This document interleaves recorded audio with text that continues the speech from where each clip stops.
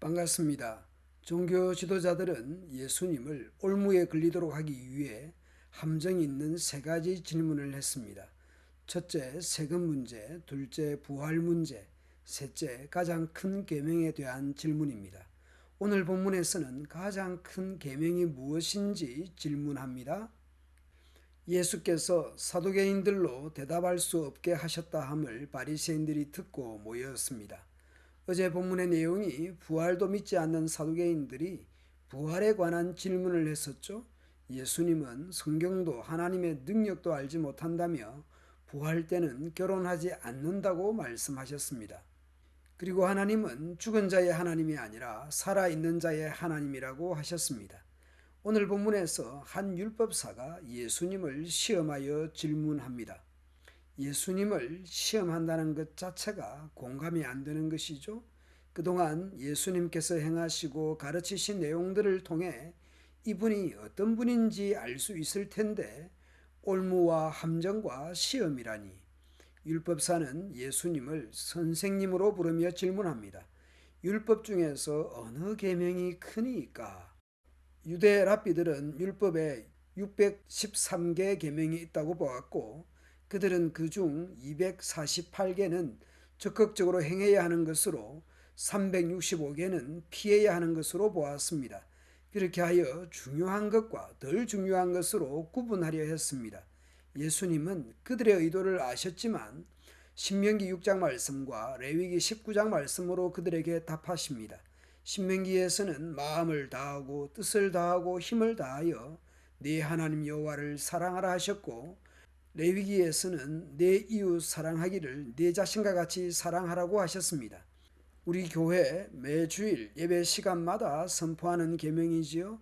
예수께서 이르시되 네 마음을 다하고 목숨을 다하고 뜻을 다하여 주 너의 하나님을 사랑하라 하셨으니 이것이 크고 첫째 되는 계명이요 둘째도 그와 같으니 네 이웃을 내 자신같이 사랑하라 하셨으니 이 두 계명이 온 율법과 선지자의 강령이니라.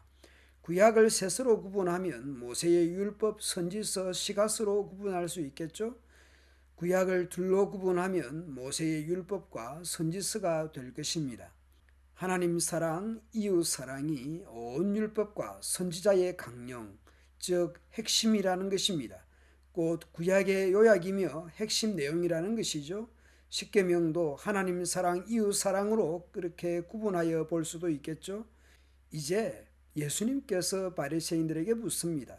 너희는 그리스도에 대하여 어떻게 생각하느냐? 누구의 자손이냐? 대답하되 다윗의 자손이니이다. 유대인들은 그리스도를 다윗의 자손이라고 생각했습니다.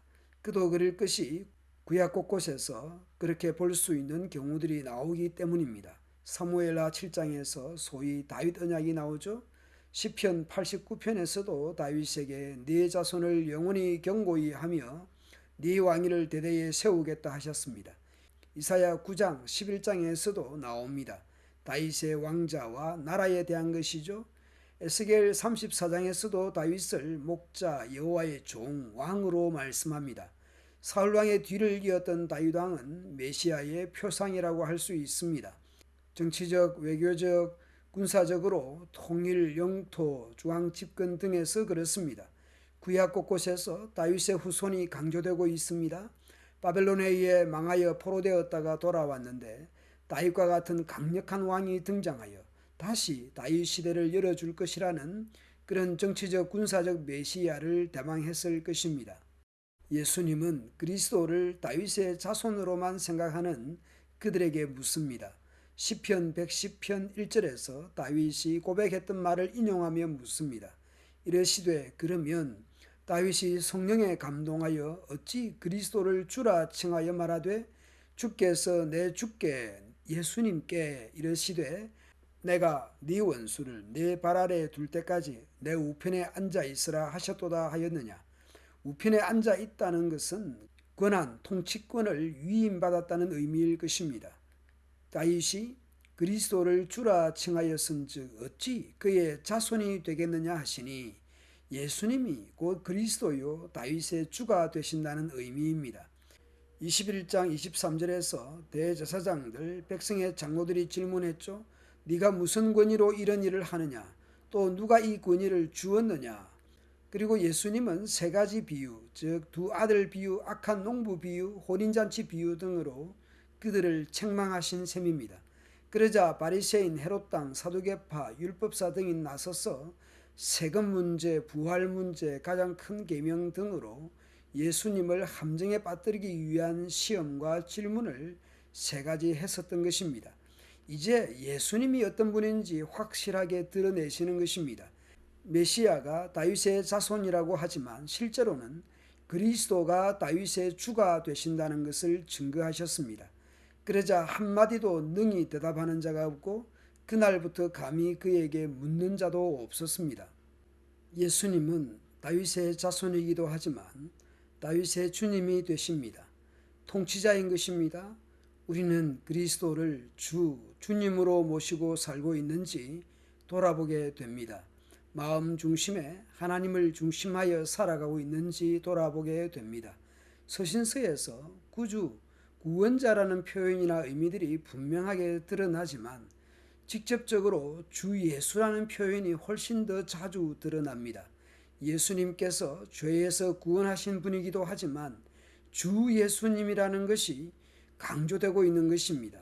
그러므로 마치 CCC 사형리의 그림에서처럼 예수 그리스도께서 나의 주인인 사람이어야 하는 것이죠. 그리스도께서 내 인생의 왕자에 앉아 계시며 나는 내 인생의 왕자에서 내려와서 모든 것을 그리스도께 맡기는 것입니다. 모든 일을 그리스도께서 주관하셔서 하나님의 계획과 일치된 생활을 하게 된다는 것이죠. 오늘도 주님 앞에 겸손히 살며 모든 삶의 영역에서 주님을 인정하며 높이며 살아갑시다. 감사합니다.